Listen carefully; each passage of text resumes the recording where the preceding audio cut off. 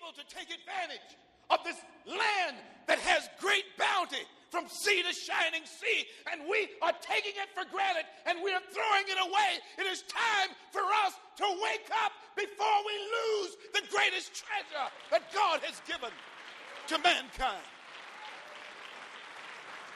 And we will not play it anymore. We are not racist. We are not haters. We are American citizens. But there is one thing.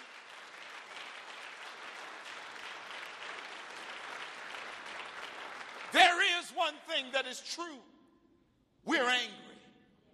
We're angry because we have been lied to. We're angry because we have been sold out. And we're angry because American politicians are selling out the souls of its taxpayers behind closed doors. And we will not tolerate it any longer. Here we are in the heartland of America. Here we are in Indiana, a state that did not exist when the document was signed. But here we are in the year 2010. And if we could speak to Dr. Franklin down through the annals of time, we could stand with one voice and we could say to him, Dr. Franklin, in the year 2010, we send this message to the founding fathers that we have held the republic and we will hold the republic. We shall not allow it to go away. Why? Because preachers stopped preaching. Preachers had become so comfortable that they were no longer serving the people and they were no longer serving God. Preachers had become comfortable. Here in America today, preachers, you're too comfortable. You're too complacent. While the people who fill your churches and fill your congregations have to go out and deal with a world that is affected by the Caesars of our time, we are quiet.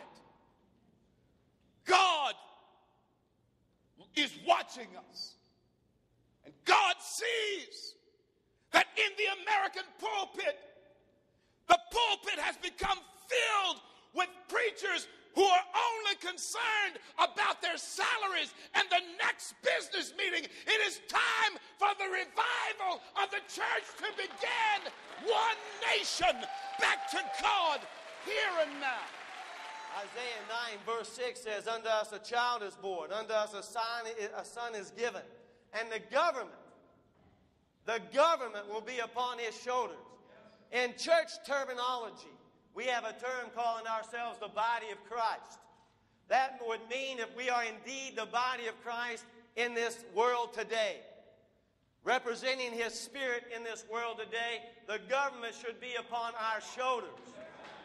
We have not carried the government upon our shoulders. We have shirked that.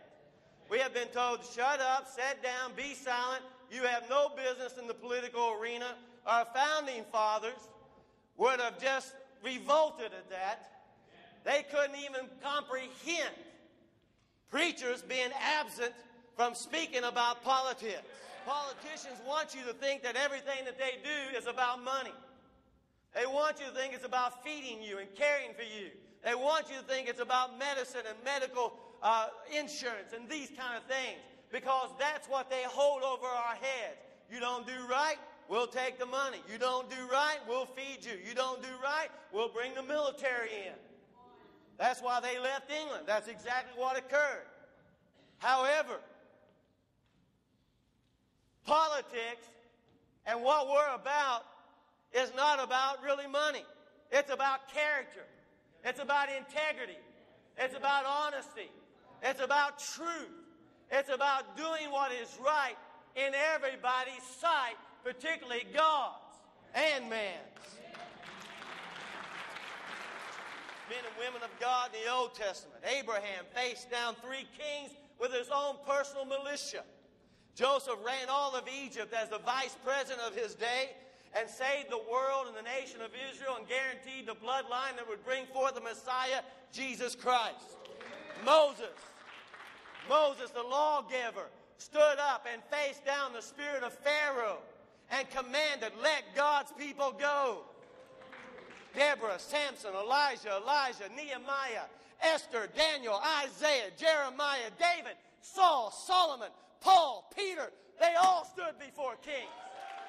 They all stood before kings. We call ourselves something where we do not hold ourselves to the thing that will make us that, and that's righteous, and that's a people that live in what we call holiness. Oh, it's not a popular topic today, talk about holiness. That's old-fashioned. Kind of like, the Constitution's old-fashioned. I believe the Bible and the holiness and righteousness are eternal.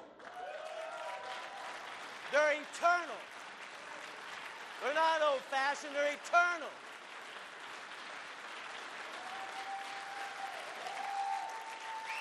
Sit down, you're taking my preaching time.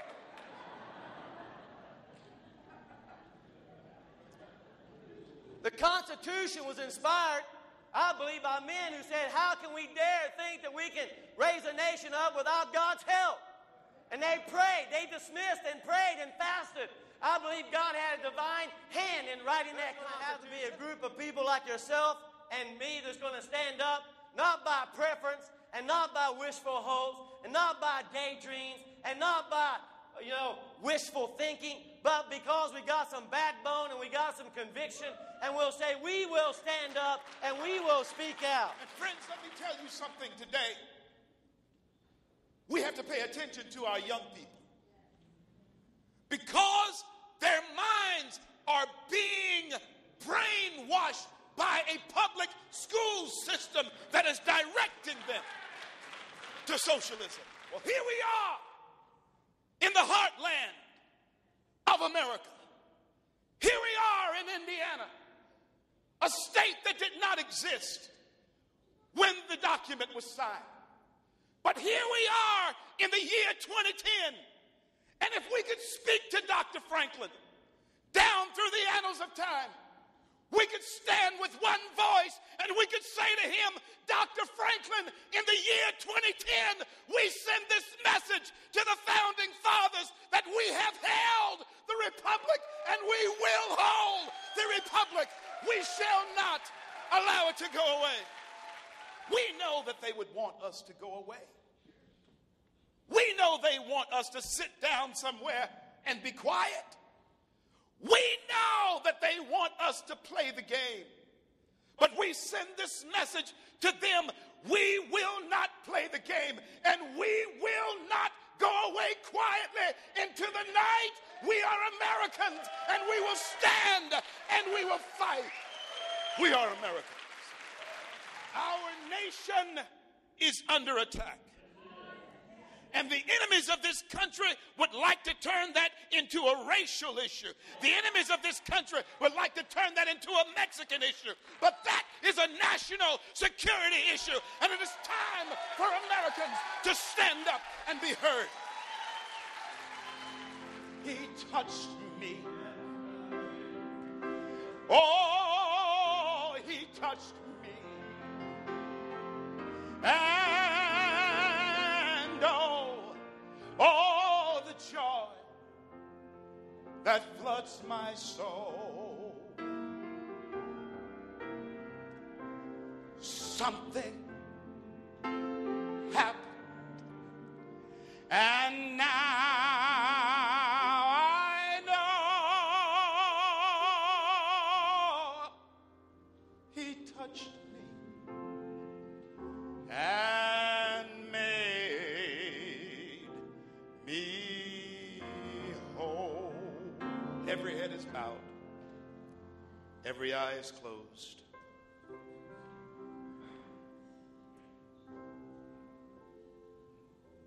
And now, unto him who is able, I tell you, to keep us from falling, to the only wise God, our Father, be grace, dominion, and power. But now,